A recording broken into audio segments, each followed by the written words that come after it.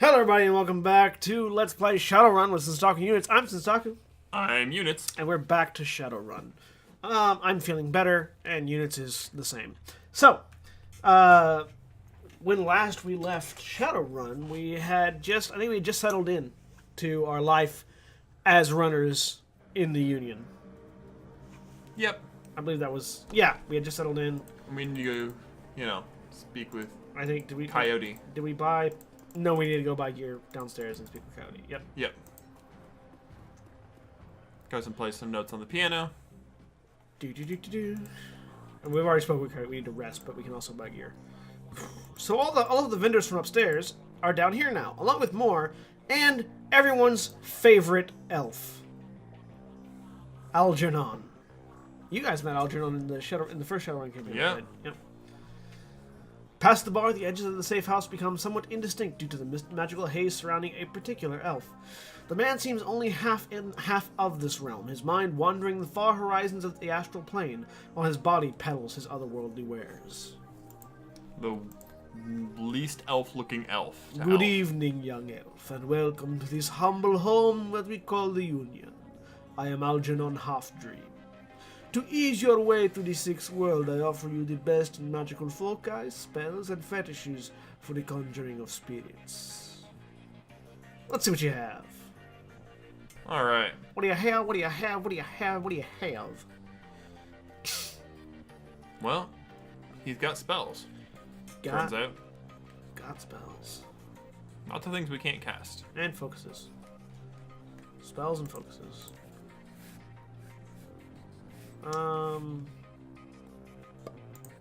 Yeah, lots of things we can't cast.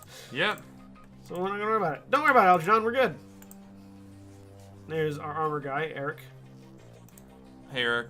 You got better stuff for us now? Nope. Alright. And here's T.B. Gruberman. Got guns for us? Theodore Buster Gruberman is a well-groomed orc dressed with a precision that suggests the straight lines of a military officer's uniform. His hair is cropped short, high and tight, as they say, and the neatness this presents is only compromised by the uneven tusks protruding from his mouth. Why are those uneven? They also look like... How does he close his mouth? That is closed. That's a problem. The only other defect in this picture of perfection is the man's cybernetic right arm, which is obvious enough to be noticeable, but not so obvious as to ruin the line of his suit. When he speaks, the orc's voice is soft and thoughtful. He talks almost exclusively in numbers, calibers, ranges, rounds per second, arc of fire, razoring factor, tensile strength, and, of course, price. Bunker Buster Gruberman at your service. Friends call me Buster. I also answer to Sergeant, Sir, and even Theodore on occasion. Anytime you're in the market for firearms, ammunition, or ordnance, I'm your man. How can I help you? Can I clarify that that is neither soft nor thoughtful? Yeah, it's a sergeant voice. Okay. It's softer than normal sergeant voices. Let's take a look at what you got. Well, let's see. What melee weapons have you got? Machete and a baseball bat. Well, then... What can we sell you? We can sell you a baseball bat and some secure clothing. Secure clothing. We secured it off of other people. Don't ask. Don't tell. Probably could use some medkits. At the rate we're going.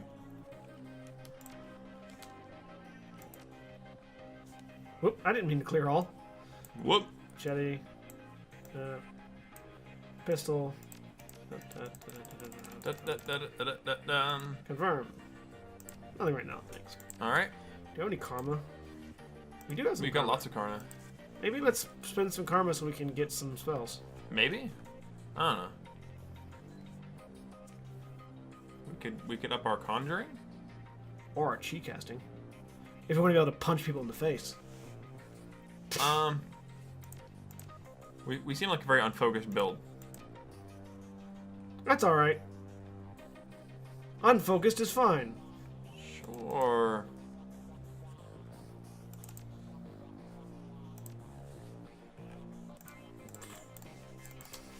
Alright, let's get some, Algernon. He's an interesting one. He is. Spells. Aim. Mana Ball. Heal Wound. Armor? or lightning bolt. You do like lightning bolt. Lightning bolt is fun. It's kind of your jam. But so is flamethrower. All right, let's not go crazy here. Flammenwerfer. It wirst Flammen. Lightning bolt is fine. But it's Flammenwerfer. Lightning bolt is fine. Do you not want to wirth Flammen?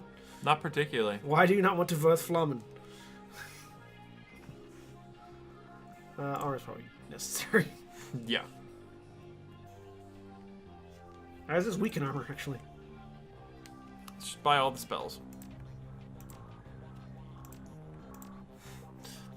Hey! It worked. Alright. Alright, so we don't need slow.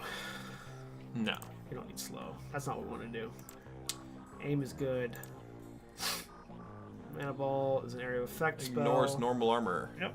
And targets willpower. Mana Ball seems good. And if you want that flamethrower, man. Let's see. Well, Flammenwerfer does 12.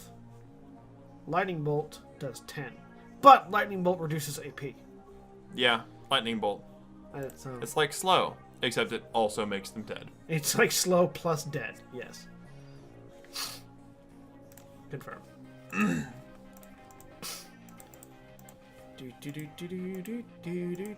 Ooh, let's go inspect that bed. And pass out here. Ooh. The bunk is a mess. The bunk is a mess and reeks of booze. Searching through the sheets, blankets, and pillow, you find an old photograph that has seen a lot of wear. Look at the image in the photo. The pictures of a blonde boy and girl, both about age 14, sitting on a dock at the edge of a lake. They appear to be twins. The boy has his arm tight around the girl's shoulders and is mugging for the camera. The girl is planting a kiss on his cheek while making rabbit ears behind his head with her fingers. Check the back of the photo.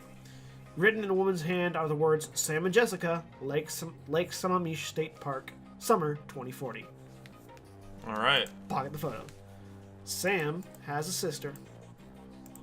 A twin sister. Bum bum bum. You're back. I think the highlights of the Wolf's game will be on soon. Want to take a load off and watch with me? I found something in the bunk Sam was using. Great, what was it? A photo. Did you know Sam had a twin sister?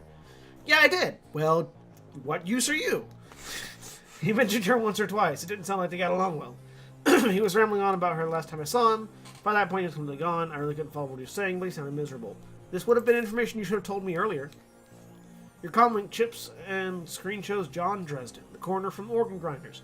He doesn't look happy. What are you talking about? He obviously looks happy. That is the happiest I've ever seen a dwarf. I don't know that that's the right kind of happy.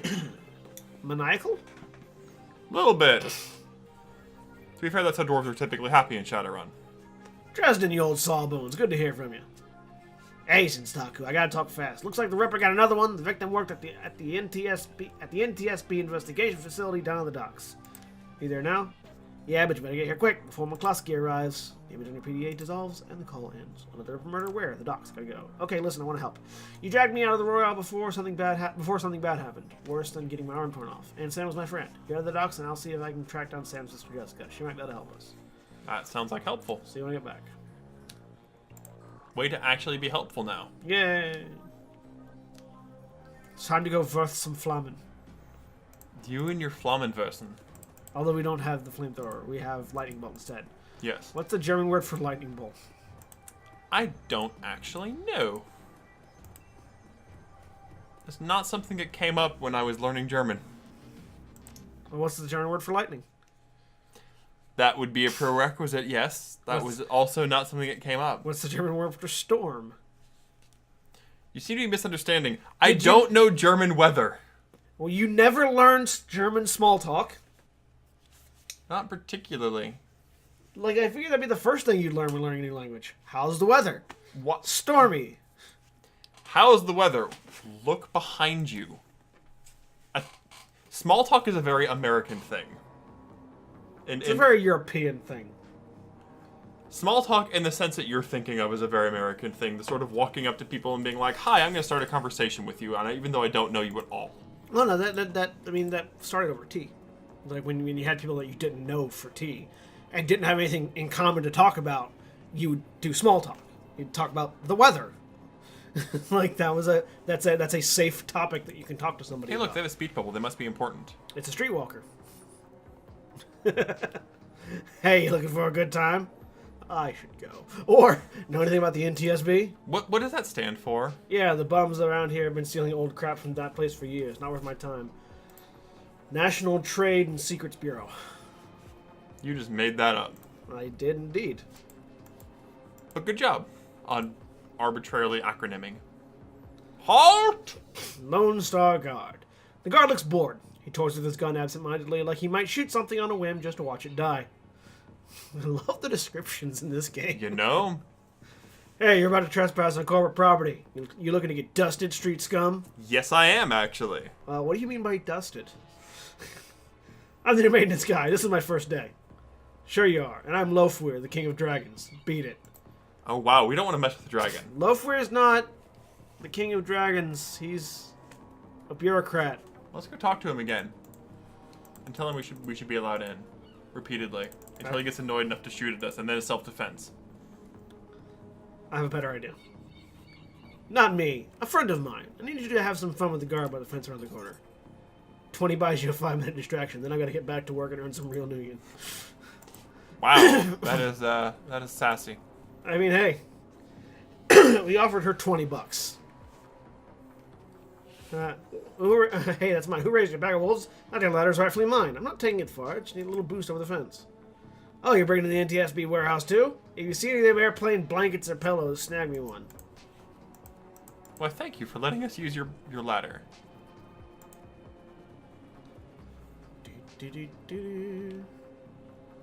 Alright. He's showing off his gun to that streetwalker. Yep. Careful! Don't catch anything! Yep. I would love to transition to a new area. Whatever the NTSB is, it has something to do with airplanes. Inside the large gray warehouse is as typical as the outside. High ceilings adorned with girders and rickety catwalks. Top a huge utilitarian room. Concrete and steel walls meet a concrete floor. This is a place for storing things and nothing more. That rhymed. Despite the quiet on the outside, the inside is a hornet's nest of Lone Star officers going about their business. In the center of the activity is the Emerald City Ripper's latest victim. With uniforms everywhere, no one stops you at the door. It seems this case hasn't linked to the press yet. Lone Star or no, you've got a job to do. Alright. Hey, it's Sergeant Aguirre. Yeah. You again. How'd you find out about this murder? The press hasn't even picked it up yet. I read some tea leaves. I read some tea leaves. Magic is real, you know. Check the attitude of the door, punk. Lone Star still has jurisdiction on the crime scene. Go to this researcher's computer, and I have a suspicion that this is a copycat crime. The victim worked here at the NTSB warehouse as a black box researcher. NTSB? The National Transportation Safety Board. Thank you. There we go. This warehouse is used to go over the wreckage from plane crashes to try and determine what happened. The Vic was in charge of their highest priority investigation at the moment. We've gone through the victim's computer, and his case notes indicate that he was selling secrets. Idiot kept records. Scientists don't make good criminals. That'll get you killed quick. Or spilling corp secrets? Not the wisest career choice. I mean, scientists don't make good criminals. Tell me about it. Some runner like you probably offered him to cover up his corp master's involvement and tried to make it look like a Ripper killing. Here's the office key. Check it out for yourself if you want. He's a very accommodating cop. He is. Let's go talk to Dresden.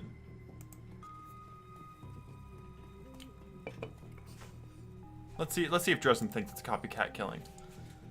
Senstaku, still working for the dead man, he chuckles. As you can see, we got another Ripper victim on our hands. This is good for a dial-a-morgue Looks these like days. this is good for a dial-a-morgue these days. I mean, that's what the organ graders are. They're dial-a-morgue. Yeah. Ha! Yes, indeed. The victim is male, mixed Native American descent, age 38. Based on the condition of the body, it looks like he was killed around 2 in the morning. Cause of death unknown. Several internal organs were removed from the body after his death, quite gruesomely. I'm not sure if the killer even knew what they wanted before they started cutting. Not much else to tell yet, really. He does have a lot of pre-existing scar tissue, so he probably had a major surgery at some point in recent history. Unfortunately, with the organs gone, I can't determine the nature of the surgery. Any idea which organ the Ripper was after this time? Well, the killer definitely took the lungs. The more I look at it, though, the other missing organs may just be eviscerated within the chest cavity. It sounds like the Ripper is taking different trophy victims from each victim. Different trophy organs from different trophy from each victim. Sam's liver this guy's lungs. Any theories? Sorry, I don't do theories. I'm just a scientist who happens to prefer dead people. However, while there was massive damage to the chest cavity, I can see that the victim's lungs were transplants, which is interesting, since another victim's missing heart was also a transplant. Granted, modern medicine has made organ transplants relatively easy, but it is not a coincidence. But, as a scientist, it's just that, a coincidence. This is only the third body I've personally examined. One of our other branches handled the other two. If I find more of the victims had organ transplants, I'll let you know. We do know more of them had organ transplants. Yeah. Thus far, all of them that we've seen Yep. have had organ transplants. How's Officer Greer doing on the case? Seems to be a real go-getter. Greer would love to solve it before McCluskey and get his gold detective shield. Plus, he'd love to see McCluskey suck it in front of his superiors. He's already tried to bribe me to keep information from McCluskey and slip it to him. I'm inspired by their tireless pursuit of justice. Did you take the money? He grins from ear to ear. Do you have any idea how much this job pays these days? I don't think Aguirre's officer's salary is going to do much to seduce me into helping him. Nice. Who is that woman over there? No clue. Just showed up. Next to kin, I think. I'm going to take a look around. We don't care about McCluskey, thus we didn't ask about McCluskey. Shannon Half-Sky. You're not a cop. She looks at you, watching you warily. Nope. Who's the stiff? Let's be sensitive. I see you've been praying. Do you know the deceased? Yes, he's my older brother. I've asked Bear to help me speak to him. She shakes her head, looking like one who has found herself lost for the first time in her life. But I'm afraid the spirit is too disoriented by his recent journey to answer me. You're a shaman? Yes, for all the good it's doing me. If I could just make contact, I might be able to deliver justice and allow my brother's spirit to rest. I can tell you're shouldering a heavy burden, but maybe there's an easier way. Perhaps my brother's spirit is too weak, that's a given. But my brother's spirit may not be alone here this night. Yes, there are other spirits who may be of help, but I can't do it alone. What do you need? This warehouse contains the spirits of plane crash victims trapped between worlds. They wish to help, they wish to be heard, and I think they have something to say about my brother's murder. Lone Star won't let me in here, but you seem to have them around the place. If you find personal items that belong to the victims, I believe that I can summon a spirit to speak with us. I'll need at least 2 such objects. Can you find them for me? Duh. I'll do what I can. And that, I think, we'll search this warehouse next time on Let's Play Shadowrun with Senstaku Uknits. Say goodbye, units. Goodbye.